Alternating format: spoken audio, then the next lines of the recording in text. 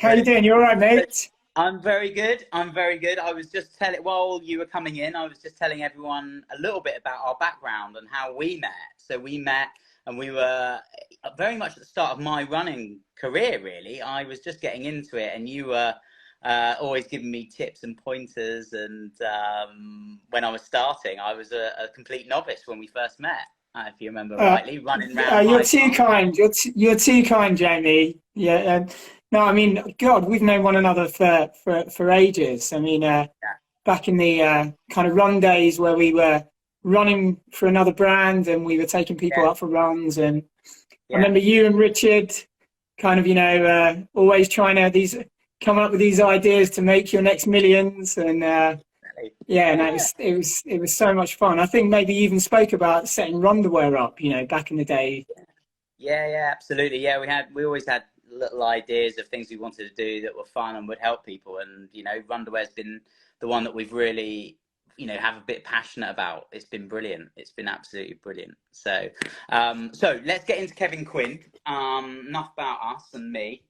Let's talk more about you. So tonight, what I really want to focus on is, obviously you've come a big comeback from a very big operation and a big setback in what could have been your whole life, really. So we'll get to that, but I wanted to sort of go a little bit of background for some people that might be joining us who don't know. So father of three, just relatively recently, won the New York Virtual Marathon, which is epic, but we'll get to that as well. But also to contextualize, just for people at home, just sub 15-minute 5K runner, 30-32 10K PB, 66-minute half marathon, and a 2:22 marathon PB. Is that right?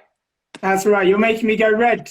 Yeah. So well, it's inspirational for me. So hopefully it's inspirational for everyone else. But I think, look, it's really nice to contextualize it for people that are just joining us as well. I mean, that's incredible.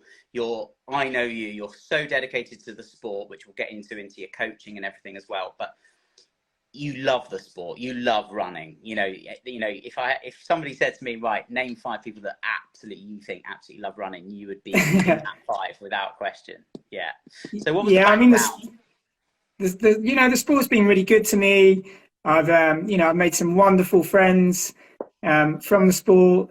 I mean, God, you take the sport away from me, I'd be absolutely lost. So no, I love it. It's a great sport, and we're blessed to be able to do it. Absolutely. And how did you get into it? How did you get into running?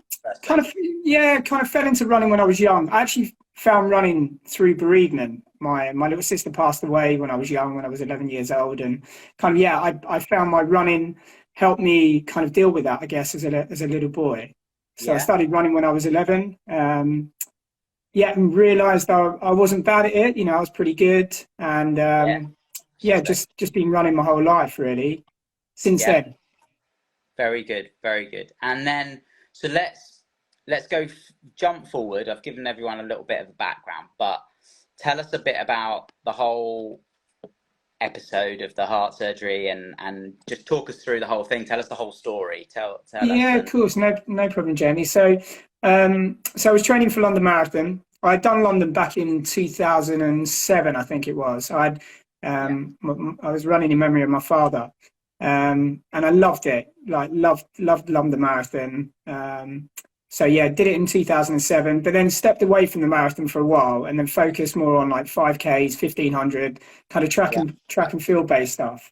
And then in 2015, I thought, right, I'm going to have another bash at London. Really want to give it a crack. Train really, really hard. I was in good shape.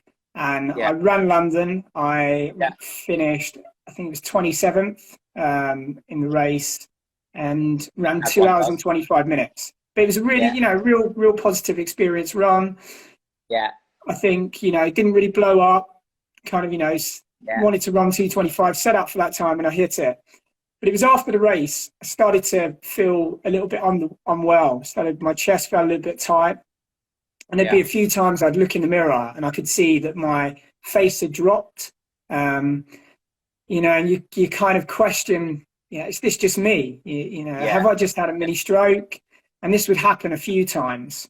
But I thought, of course I can. Of course I haven't had a stroke. I've just run 2:25 for the London Marathon. You know, like, and finished quite highly up. I'm in good shape. Yeah. Like, this is nothing. This is Yeah. me being silly. Yeah. And this went on for a while, for maybe a couple of weeks. Wow. And it would go back to normal, and then it would drop again. And I think having children and losing my father to a heart attack, kind of thought, this, I need to get this checked out now. You know, this has been going on for a couple of weeks now. Yeah. This is not normal. Yeah. And I was really fortunate. I had a really good friend, Kojo Kareem, who is a wonderful man, fantastic runner. You should get him on your show. So he's really inspirational. I should. Yeah, you're right. And yeah, through the help of Kojo and some really good people around me, I ended up going to cardiac risk in the young. And they scanned my heart. They did a few tests on me, a 12-lead ECG, which they said looked normal. And then they did a few other tests and said, look, everything looks great. They work on a traffic light system whereby if something is really bad, it flag up red. If something's maybe a bit unusual, it'd be amber. And I was kind of amber green. So they said, look, everything's fine. You've just run 2:25. I'm sure you're all good. And as I was leaving, literally leaving, walking out the door, a young student nurse asked to scan my heart and compare it to general public, use an athlete's heart and compare that to just a standard person heart. Yeah. She took me into a room, she scanned my heart, and within 5 minutes there was tons of cardiologists in the room. Wow. And they said, look, you've got 4 holes in your heart, the largest hole being 1.78 centimeters. Like, this is pretty serious. And they explained that it was the upper chamber of my heart. The hole was so big that there was a massive crossover of blood going from one chamber to the next. And I mean, the biggest concern was a big clot would bypass the hole and then find its way to my brain and would have, I'd have a real severe stroke. So it was all a bit overwhelming. I remember phoning up Gab, my wife, and saying, like, I'm not going to be home for a while. They're carrying out tests. And she was like, why? I said, because they've just found 4 holes in my heart. And it was almost, it was just surreal. It was almost a bit of comedy, really. Like, how could this be happening? And I remember leaving the hospital and then driving back home and thinking, oh God, this is really serious, Yeah. And then I think within the space of four months, I had so many different tests done, loads of echographs, and and Kojo was brilliant. Like, again, he helped me out tons. Had good people around me, Tom Higgs, Dan Gaffney, really nice people that were very supportive. And they patched me up and fixed me up, and then started running, fast and never. Let's not brush over it quite that easily. I'm not going to let you get away with it quite that easily. But I mean, okay, so from diagnosis to operation was 4 months, did you say? Yeah, 4 months. 4 months. And I think the things during those 4 months, you think about your family. It's like, oh my God, what's going to happen if the surgery goes wrong? Because it wasn't just like fixing up my knee, having a hernia operation. They're actually going inside my heart and putting something in there that's going to be there for the rest of my life. And you go and speak to these doctors, and they're so lovely and reassuring, and they're like, 90% chance everything's going to be okay. There's like 10% chance. Like, oh my God, 10%, like it's not 1% here. It's, there was kind of moments I thought, oh God, like, do I just stop running and do I just try and live with this? But then the hole was so big that really I did need to have it operated on. Did you stop running in those 4 months, or were you I still ran, but I didn't run mad.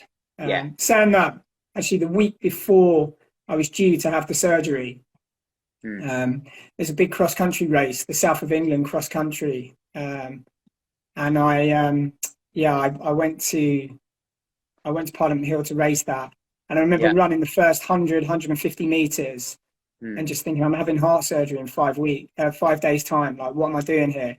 And I stopped. I actually dropped out of the race. But yeah, I carried on jogging. But I didn't do any real hard sessions or anything, Jamie. No, I'm sure. And so after the surgery, and I think this is where a lot of people could, hopefully no one that's watching tonight, watching the video on a playback ever has to go through that. But I think a lot of us, and most of us, will go through some form of an injury. So putting it into a context of an injury and a coming back of, and we've all been there as well. How did you, I mean, this is a huge one, but how did you build that back up? How did you come back? What did you feel like? How long did it take to come from? I didn't run I think I had 3 months off completely, no running. When I came out of the surgery, I was pretty beat up. I remember waking up like in intensive care, and Gabby was there, my wife. And then I went back up to the ward, and actually my coach, Richard Partridge, had come down to see me. And I think I may have said to him, like, hopefully I can be back running, within like 3 or 4 weeks. And he just laughed at me. But I took about 12 weeks off altogether, and then just started very, very slow. Kind of listened to my body. I listened to the specialist. I think that's always the case. Like, if you're injured and you're on the way back, it's really important to listen to the professionals, which was very hard because it had been 12 weeks since I, kind of run. So I was very motivated. I just wanted to put on my running shoes and get out there. But it was a slow build up. It was, I think it was something like 3 by 1 minute efforts, or not efforts, 3 by 1 minute runs with 5 minutes walking in between. And you kind of think, like, what is the point of doing like 3 times 1 minute? But it was a process, and I did that for a little while, and then gradually built it up to a mile. And then started running with a group again. We had this 6 a.m. running club around near my way, and I would meet them for maybe the last 10 minutes, and then it was the last 15 minutes and last 20 minutes. And before you knew it, you were running an hour. So just a very gradual build up, just listening to those that knew best. Yeah, absolutely. I mean, that first hour, I know what I felt like after just the knee operation, but after that first hour and you've got through an hour and you think, okay, I'm kind of back here, and you're enjoying it. I mean, it was hard as hell, right? Like, imagine that first, it was as hard as hell. I remember that first run thinking, gosh, I felt heavy, I felt out of breath, but I didn't care. I just didn't care. I mean, were you the kind of same, just like, no, exactly. I was exactly like that, Jamie. No, definitely. I was. Pace and time and all that just goes out the window. You're just grateful that you're able to put one foot back in front of the other and you're able to run, because 12 weeks ago, you wake up in intensive care and you're not too sure whether you're ever going to run again. So the fact that you're running for 60 minutes, regardless if it's heart surgery or you've had knee surgery, when you're going through that process, you think, am I ever going to be able to do the sport that I love? And the fact that you are, and the fact that you are doing it for 60 minutes is wonderful. Absolutely. And you're also a coach, so you've got your coaching business as well. Tell us a bit about your coaching. Yes, we got 2 sides to it. We do a lot of work in schools, working with grassroots athletics, children, trying to get them involved in their local running clubs. It's fantastic. We've got some wonderful coaches doing some bits and pieces for us, some really talented athletes. And we've had maybe 8 or 9 Olympians go into schools and inspire the kids. So that's great. And they I feel the young coaches keep me young as well, know what's going on within the running circle. I can only imagine how good you are, because I even when I just speak to you, I'm always like, oh, I can't wait to run tomorrow morning. As well. So that must rub off on the kids as well. They're great. We've got some fantastic. Like Josh Grace is just a wonderful guy, super fast, and we got a guy coaching for us at the moment, Joe Wigfield, who is going to be pretty special. A fantastic team of young coaches that go into schools using their profile to inspire the kids. Amazing. So that is kind of the grassroots athletic side. And then we have like a coaching business where we help people who are looking to, couch to 5K all the way Yeah. through to, trying to run maybe a sub 2:30 for the marathon. Yeah. Fantastic. That's amazing. So virtual running was the Yeah. thing in COVID. New York virtual marathon. One, why did you enter it? Two, you ran it in 2:23. Three, where did you run it?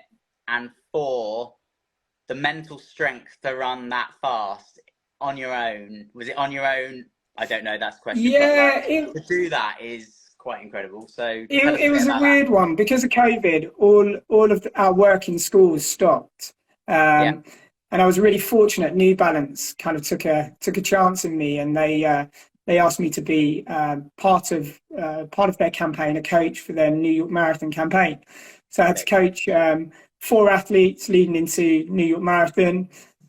Two who I still coach, a guy Haroon Motta, who's an incredible human being, and another lady, Esther, who's wonderful. So I was coaching this team of four, leading into their virtual New York Marathon. And New Balance just said to me, look, on the day, could you maybe just run and, we'll send down someone to film you on a bike and we'll take some photos and stuff. And I thought, yeah, cool, no problem. So got a few of my squad, my team real runner squad came down to me. I think they just opened up. 6 people could meet. I think there was 5 of us together. And we went to Dulwich Park. We parked a mile away and ran into the park, and then we ran 25 laps of the park, just over. And it was just awesome, and there was people cheering me on and stuff, so every lap I'd get to a corner and there'd be like a few cowbells ringing and brilliant. Just just one of those days where I knew I was fit, knew I was in good shape. I think that was, for a runner, that was great during COVID, that you were able to train like a full-time athlete. So I was running big mileage, not doing much in the day, so I was recovering very well, eating quite well. So I knew I was in good shape. And then it was mental really to run, just under 2 hours 24, just essentially just on a Sunday run. It's incredible. How many people were in that sort of virtual race? I can't remember. I kept on getting disqualified. So I think the guy in second or third was like disqualifying me, saying this guy's cheated. So the Strava and New York Road Runners, they just looked at the details and they kind of said like, no, you're fine. But I 12,000, 15,000, something like that.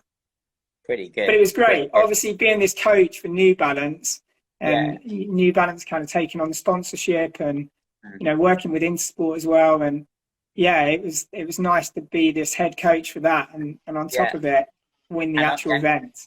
And you were off the back of PB at Valencia, is that right? Yeah, trying to get my time frame. I went to Valencia in 2019, which is a great race. Which if anyone watching this is running Valencia next week, you're in for a real treat. It's fast. I know you are. Yeah, it's fast and flat and quick, and it's a beautiful city. There's a real buzz in the air. So did Valencia in 2019. Loved it. It was off the back of actually a disappointing run at London Marathon, where I just got too carried away early doors and I blew up. That's kind of, went off too fast. My hamstrings just couldn't cope with the pace.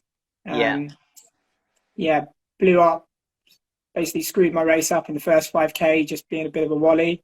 And so I went to Valencia and thought, I just need to have a positive experience here and kind of run within myself and finish the race really strong. I think I was close to 5-minute miling for the last 3 miles, but just loved it. Having that experience, a positive experience outweighed the time.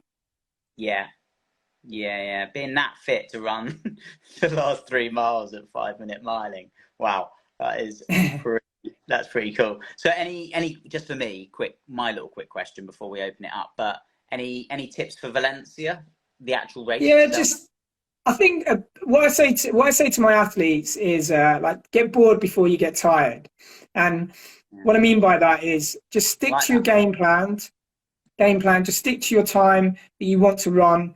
You know, at the start of the race, you're going to feel super enthusiastic. You're going to be buzzing, and it's so easy just to forget, you know, the splits that you need to hit. Yeah. And running that first 5K, essentially mucking up that 16 weeks of hard training just because you've slightly overcooked it. You're going to get to halfway and you're going to wish that you got bored before you got tired. So switch off. Just think about your pace judgment. Think about your splits.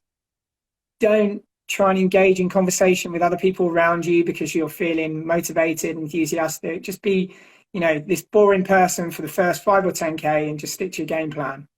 Yeah. I know exactly what you mean on that. Yeah. So my motto, and I don't know what, but my motto is on the first 5 or 10K, make sure most people are overtaking you. Yeah, that's great. Yeah. I like it when people are just going past me. I always think, oh God, I'm going too fast if I'm overtaking people in the first 5K. Yeah, that's not a bad motto. Although you don't want to go too slow, Jamie. You got to gauge your effort, right? You know, so I did it. I took it too easy in New York once, and I'd worked the expo, so 4 days on my feet. I had absolutely terrible preparation as well. I broke the underwear stand down, and then I was like, oh, and it was like 9 o'clock at night, and I had the marathon the next day, and I was like, oh no, I haven't had dinner yet either. So I just went and ordered like a pizza, like from the hole in the wall, and sat on the curb waiting for an Uber to go back to mine. Anyway, yeah, enough about that. That's not how to prepare for a marathon. And then I thought, right, I'm going to take it really easy. I took it far too easy, and I was like, oh God, now I can't. I'm trying to make it up. Now I've got to get a move on. Completely, yeah. Anyway, so let's go back to favorite session. What's your favorite session? And you can have a couple on this. Yeah, it's a weird one. I think, like, for me, I love running on the track. So, you know, I do like track running. I think my favorite session, probably 2400s off of 30 seconds. 24. Trying to run on maybe 68s. I know that I'm pretty fit. Tom Higgs is just actually popped up. He said 10 by 3 minutes. I do love a 10 by 3 minute off a minute session. That's on the grass. You know, it's a Richard Partridge special, 10 by 3 minutes off a minute. If you can get close to a K, I know that I'm in real good shape. But I think lately, just long, hilly, hard runs at the moment. I'm just really enjoying running on the trails. Forgetting about times and splits, and just finding the biggest of hills and just running up them hills. I think for me at the moment, that's what I'm really enjoying. Very good. And what was your favourite race that you've done? What's your favourite race, or favourite race that maybe you've done in your life, but favourite regular race as well? So you can have two. I think my favourite race has to be Valencia Marathon, just because it was such a wonderful, positive experience. I think also Cardiff Half Marathon. It was incorporated with the Commonwealth Games, and it wasn't long. I think it was maybe 18 months after surgery that I went there, and I ran just over 66 minutes. I ran there. That was really good because it was a bit unexpected. I didn't think I'd go that well, and a lot of the guys that I trained with were telling me I was in good shape, and so Cardiff Half was good. Also Amar 5K. I mean, if anyone gets the chance to do that, that's a pretty special race. It's a night race. It's a 5K. It's carnage. It's chaos, but it is brilliant and super fast. It's packed. That field is packed full of talent, isn't it? Yeah, it's yeah. What did you finish? You probably finished. I mean, where were you? No, honestly, I can't remember. I think I ran, just around the 14 and a half, and I think I was maybe 60th, 50th, 60th. So crazy. It's crazy. It's crazy. Yeah. So you just, it's brilliant. Such a great atmosphere. So anyone that's watching this, they get the opportunity. The Amar 5K. So I know Battersea Park, they've started to put together some fantastic 5Ks there. So for people that don't want to travel all the way to Ireland, check out those 5K races at Battersea because they're super quick and they're seeded as well. So, you're racing against people that are of similar ability to you. And that's great. Hopefully you can get PBs. Who inspires Kevin Quinn? I think there's quite a few people. I think you look at people like Elliot Kipchoge, obviously what he is achieving is remarkable. But I think there's just some of my athletes. Some of my athletes at the moment are going through maybe dark times and they're coming out the other end. I think sometimes it's closer to home. Those people that kind of really inspire you. Seeing my kids run at the moment is a massive, inspirational for me. Seeing my eldest Finley has found running.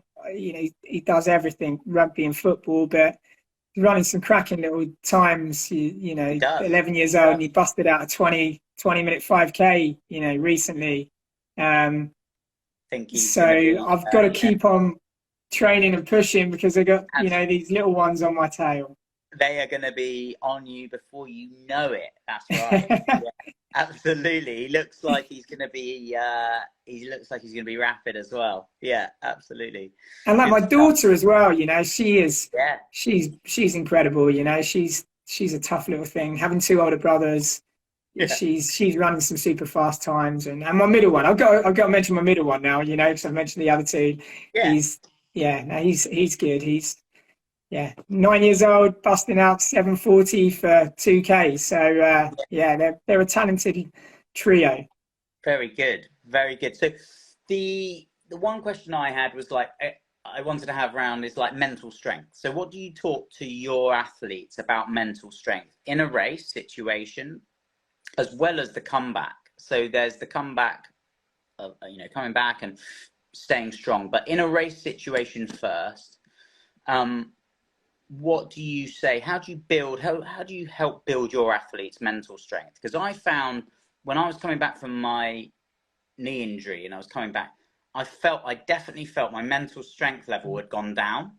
My ability to maybe deal with pain and just to concentrate, because you need to concentrate in a marathon. You need to be always switched on. Like you were saying a minute ago, become a bit bored where you're but you need to be having that concentration. I kind of lost that, and I needed to and I was sort of doing exercises in my head to while I'm doing long runs and doing things. But what do you say to your athletes, and what do you? Yeah, I think with a marathon, regardless if you're hoping to run a certain time or you're running for a charity or you're running in memory of someone, it's really important to remind yourself when it starts to get hard. Especially in a marathon, there is going to be moments where you are going to feel wonderful. You're going to be laughing, smiling.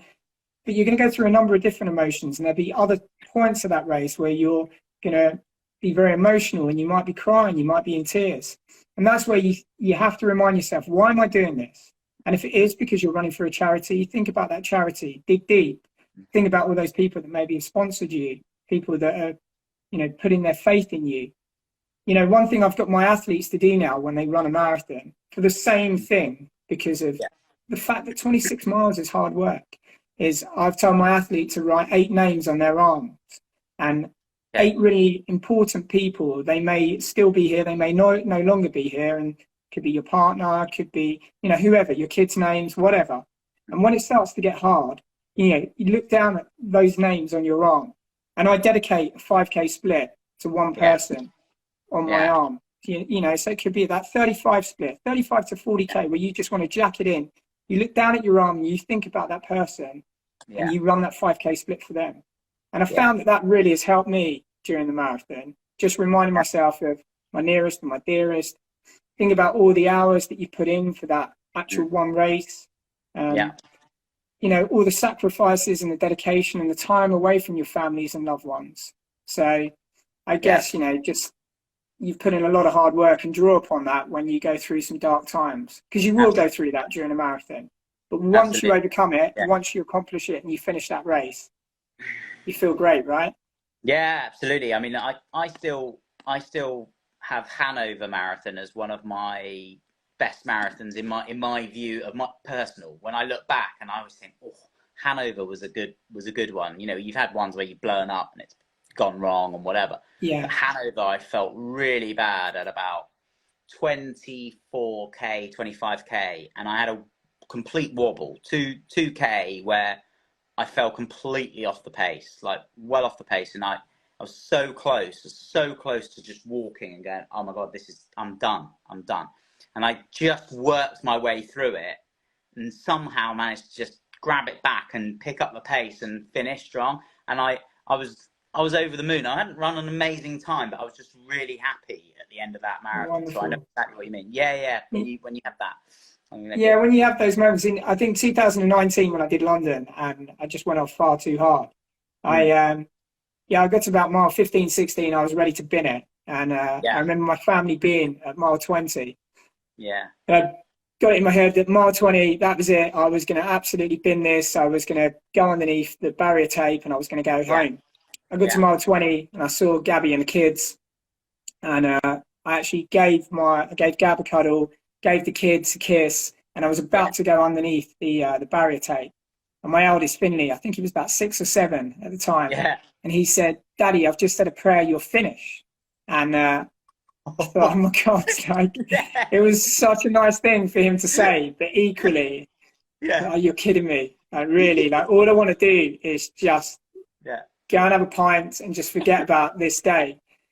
So yeah, I had to tough out the last 6 miles, and every step was hard work. But I just thought about, you know, that lovely moment where he said, Daddy, I've just said a prayer, you're finished. So yeah, I finished the race, and my ego was bruised massively because there was people passing me that, you know, shouldn't pass you, and desperately wanted to run sub 220. I think I ran 228, and but I was equally very proud that I'd finished, and you know, and I'll remind him for the rest of his life that you know, 2019 London Marathon, the thing that got me through it was that little comment. I could have killed him. I could have killed him at that moment, but equally, it was lovely. Yeah, well, maybe that might be what he's going to write on his arm when he's doing his marathon, right? Yeah, that'll be the one where you make sure you grab his arm and write that on there. I will. Brilliant, good stuff. Well, look, I'm going to open up to anyone if they've got any questions for Kev, and let's see what we get back. But yeah, while we're waiting for any questions, what's in store for next year for you? What have you got planned? Yeah, I'm not too sure. I'm quite keen to have a bash on the trails, if I'm honest. I really want to maybe have a bash on the trails. I'm not too sure. I'm just kind of finding about all these points and stones that you need to get. It's all a bit complicated. So, but we'll see. I'd like to just have a bit of time away from the marathon. Maybe go to Valencia next year, and that will be that'll probably be a real bash at trying to break 220. Yeah. Okay. Cool. 220. All right. Yeah. That's good. So we've had one question in post-race treat, and I mean, look, we'll go post-race treat, but post-race nutrition as well. So what do you do? Yeah, I think, you know, just getting some protein down me as soon as possible. An OTE snack, they're really good. And I think, if I've had a really good run, you know, maybe a little beer, you know, just to treat myself. But some milk. You know, usually I can't stomach food initially, so you know, like a chocolate milkshake or something like that. You know, some form of protein shake just down me, just to help repair my fibers, and then maybe later on, just maybe treat myself to a beer. Why not? Somebody's asked, are you doing the Southerns in January? I'm not too sure. Possibly. I did the Southerns last year, and this year, and I really enjoyed it. Actually, it was nice to kind of mix it up with the youngsters again. So it's a long way to Southerns. It's a long way in spikes. We shall see. Yeah. So I'm going to come back to the trail. So have you got your eye on any trail races? Because there's some good ones out there. I'm not too sure. I mean, like the Mont Blanc Marathon kind of interest me a bit. Okay. Yeah. So yeah, I'm quite keen to maybe find out how I can get entered into that. Again, I might struggle next year because of this point system, but yeah, if anyone can pull any strings out there, I'd be really keen to maybe do the Mont Blanc Marathon next year. What's the total elevation on that? Oh, do you know what? I haven't even looked at it. The reason why I haven't looked at it is probably put me off. Yeah. And any aspirations to go into ultras or not yet? Yeah, definitely. I think that I want to crack 220 first of all, I think, and then possibly step up to ultras. We shall see. Yeah, I can see you're getting a bit of stick from some of your crew. I think Gary on there saying you're ready. Yeah, Gary, bless him, he's trying to help. Gary's been trying to get me on turbo training on the bike for years, and I last week pretended that I'd set one up just to get him off my back. I saw that. Very good. Well, look, it's been absolutely wonderful chatting, Kev. I am looking forward to our next run, whenever that may be, but we've got to get that in the diary. No, definitely. That'd be great. And thank you, Jamie, for what you're doing for the sport. It's great. You guys are crushing it. So, good luck with everything, and good luck next week at Valencia. Yeah, thanks, mate. Yeah. No. As long as we keep some people chafe free, that's the main thing. Yeah. That's it. Brill. Well, look, Thanks so much for giving up your time. Really appreciate it. Pleasure. And I'm sure we'll get you back on next year at some point and have another little chat. That'd be great. Terrific. Take care, Jamie. All the best. Thanks so much. Bye, guys. Have a good evening, everyone. Take care. Bye.